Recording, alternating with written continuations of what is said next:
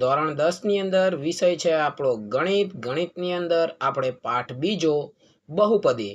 તો ચલો હવે સમયનો બગાડ નહીં કરીએ, સીધા આપણે શરૂ કરીએ બહુપદીને એકદમ સિમ્પલ અને સરળ રીતે સમજવાની કોશિશ કરીએ. ઓકે, તો સ્ક્રીનમાં તમને પ્રોપરલી બધું જ દેખાતું હશે, બરાબર?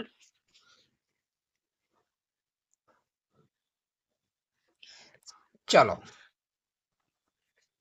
હવે અહીંયા ગાડી આપણે જોઈએ કે અહીંયા ગાડી એક ઘાતવાળી બહુપદીને બરાબર સુરેખ બહુપદી કહેવાય. જેની ઘાત 1 હોય એને આપણે શું કહીશું? સુરેખ બહુપદી કહીશું. શું કહીશું? સુરેખ બહુપદી, રાઈટ? તો એના ઉદાહરણ લખ્યા છે 2x - 3 રૂટમાં 3x + 5 y પ્લસ રૂટમાં 2 x - 2/11 પછી 3z છે મિત્રો વત્તા 4 2/3 u + 1.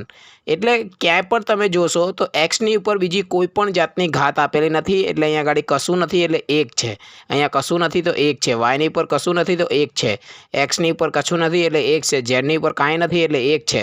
યુની ઉપર કાંઈ નથી એટલે 1 છે. તો અહીંયા આગળ દરેક અક્ષર એટલે કે ચલની ઉપર એક ઘાત છે, એટલે અહીંયા આગળ આપણે તેને સુરેખ બહુપદી કહીશું, બરાબર? થોડાક આગળ જઈએ આપણે.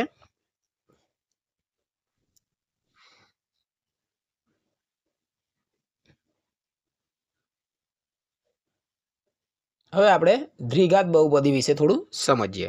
તો અહીંયા આગળ આપણે લખી છે કે બે ઘાતવાળી બહુપદીને દ્વિઘાત બહુપદી કહે છે. એટલે કે જેની ઉપર બે ઘાત હશે એને આપણે દ્વિઘાત બહુપદી કહીશું. અહીંયા આગળ એક્સની ઉપર કેટલી ઘાત છે?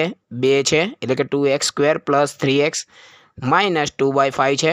અહીંયા વાયનો વર્ગ -2 છે, 2 પછી -x² વત્તા રૂટમાં 3 અને x છે, 4/3 છે અને -2u² છે +5.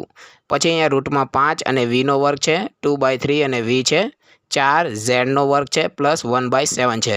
ઓવરઓલ આપણને એટલી ખબર પડી કે કોઈ પણ અક્ષરની ઉપર બે ઘાત આવી જાય. દેખો બધા પદમાં તમારે બે ઘાત છે. શું છે? બે ઘાત છે, બે ઘાત છે, અહીંયા બે ઘાત છે. તો જો તમારે બે ઘાત આવી જાય તો એ બહુપદીને આપણે દ્વિઘાત બહુપદી કહીશું. ઓકે, થોડુંક આગળ જઈએ તો આપણને હવે ત્રિઘાત બહુપદી વિશે જાણવા મળે છે. તો 3 ઘાત ધરાવતી બહુપદીને આપણે ત્રિઘાત બહુપદી કહીએ છીએ. દાખલા તરીકે અહીંયા આપી છે 2 - x ની કેટલી ઘાત છે? 3 ઘાત. અહીંયા બી x ની કેટલી ઘાત છે? 3 ઘાત. ઓકે, અહીંયા રૂટમાં 2 અને x ની કેટલી ઘાત છે? 3 ઘાત.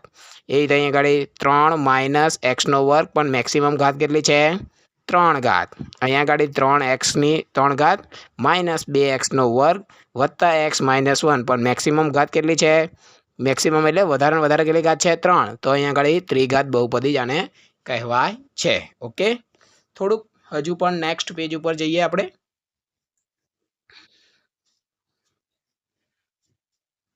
ઓકે,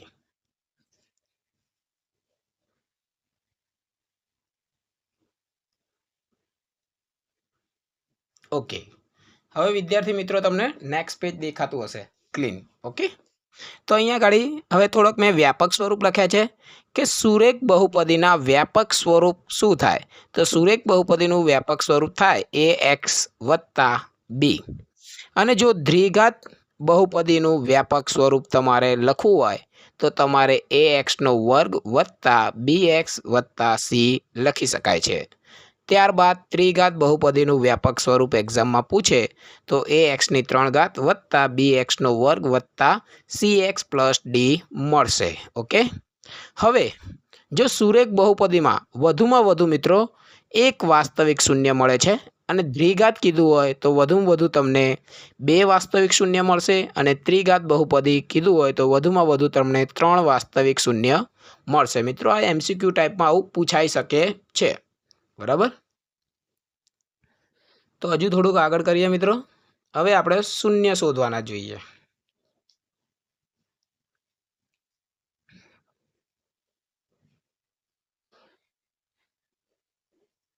ઓકે,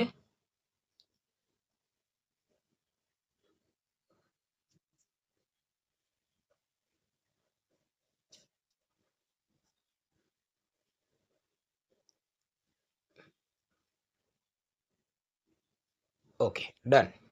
હવે અહીંયા આગળ તમને સ્ક્રીન ઉપર દેખાતું હશે